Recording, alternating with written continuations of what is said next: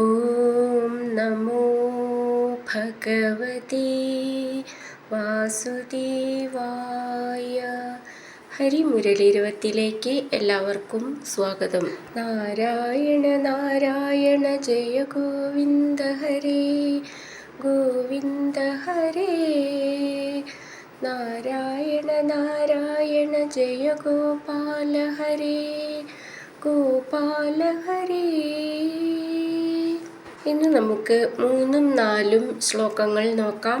ശ്രീമൻ നാരായണീയം ദശകം 84 സമന്ത പഞ്ചകയാത്ര ശ്ലോകം 3.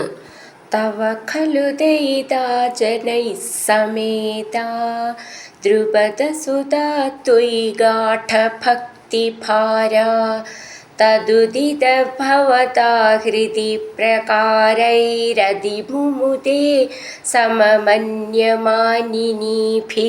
നമുക്കിതിലെ വാക്കുകൾ പിരിച്ചിട്ട് അർത്ഥം നോക്കാം.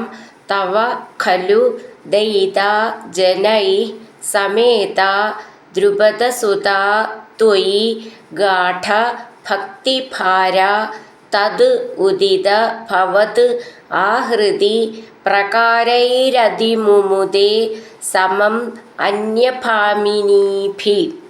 അർത്ഥം: ത്വയി അങ്ങിൽ ഗാഠഭക്തിഭാര ഉറച്ച ഭക്ത്യാധിക്യത്തോടു കൂടിയ ദ്രുപദസുത ദ്രുപദ രാജപുത്രിയായ പാഞ്ചാലി തവ അങ്ങയുടെ ദയിതാജനൈ ഭാര്യമാരോട് സമേത ഒന്നിച്ചുകൂടി തദുദിത ഭവതാ ഹൃദി പ്രകാരൈ അവരാൽ പറയപ്പെട്ട അങ്ങയുടെ അപഹരണങ്ങളുടെ രീതികൾ കൊണ്ട് അന്യമാനിനീഭി സമം മറ്റു സ്ത്രീകളോടുകൂടി ചേർന്നു.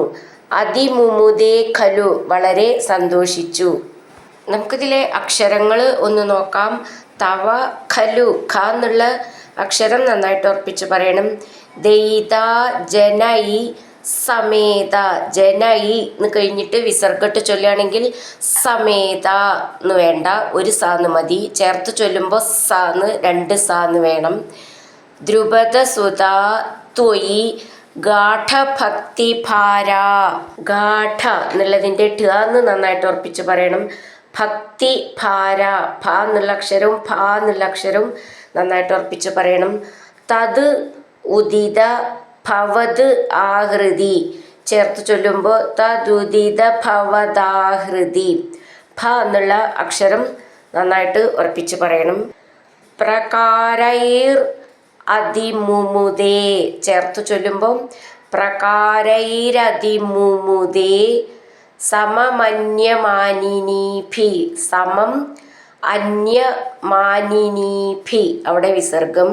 തവ ഖലു ദയിതാ ജനൈ സമേതാ ദ്രുപദസുതാ ത്വയി ഗാഠ ഭക്തിഭാരാ തദുദിത ഭവതാ ഹൃദി പ്രകാരൈരതിമുമുദേ സമമന്യമാനിനീഭി.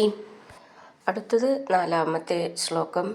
തദനുച ഭഗവൻ നിരീക്ഷ്യ ഗോപാനതികുതുകാതുപഗമ്യമാനയിത്വാ ചിരതരവിരഹാതുരാംഗരേഖാ പശുപവധൂ സരസം ത്വമന്വയാസി.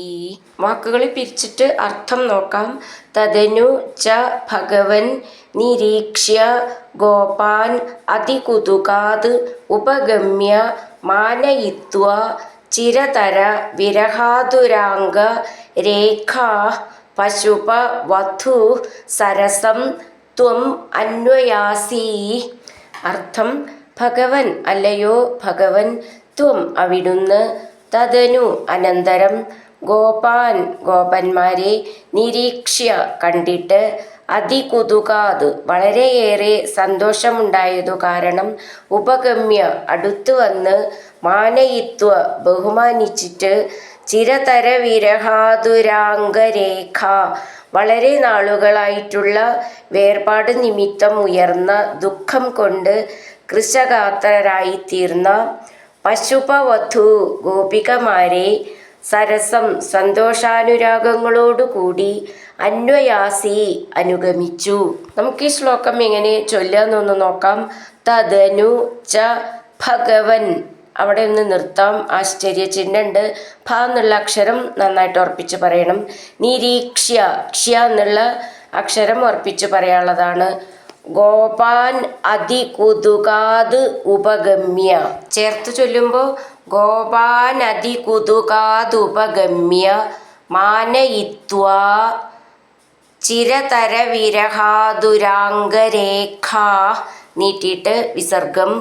രേഖ എന്നുള്ളതിൻ്റെ ഖാന്ന് നന്നായിട്ട് ഉറപ്പിച്ച് പറയണം. പശുപ വധു, അവിടെ വിസർഗട്ട് ചൊല്ലുകയാണെങ്കിൽ സരസം എന്നുള്ളതിന് ഒരു സാന്ന് മതി, ചേർത്ത് ചൊല്ലുമ്പോൾ 2 സാന്ന് വേണം. വധു എന്നുള്ളതിൻ്റെ ധൂന്ന് നന്നായിട്ട് ഉറപ്പിച്ച് പറയണം. ത്വം അന്വയാസി, നീട്ടിയിട്ട് വിസർഗം, ചേർത്ത് ചൊല്ലുമ്പോൾ ത്വമന്വയാസി. തദനു ച ഭഗവൻ നിരീക്ഷ്യ ഗോപാനതികുതുകാതുപഗമ്യ മാനയിത്വാ ചിരതര വിരഹാതുരാംഗരേഖ പശുപവധൂ സരസം ത്വമന്വയാസി. ഹരിനാരായണ ഗോവിന്ദ, ജയ നാരായണ ഗോവിന്ദ, ഹരിനാരായണ ജയ നാരായണ ഗോവിന്ദ ഗോവിന്ദ ഗോവിന്ദ.